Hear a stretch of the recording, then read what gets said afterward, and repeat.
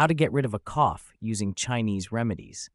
In traditional Chinese medicine, coughs are treated by balancing your body and calming the lungs. Here are a few amazing herbs that can help. 1. Loquat leaf. It's often used in Chinese cough syrups. Loquat helps loosen phlegm and calm your throat naturally. 2. Lily bulb, perfect for dry or weak coughs. It soothes and moisturizes your lungs. Fritillaria bulb, chuanbei.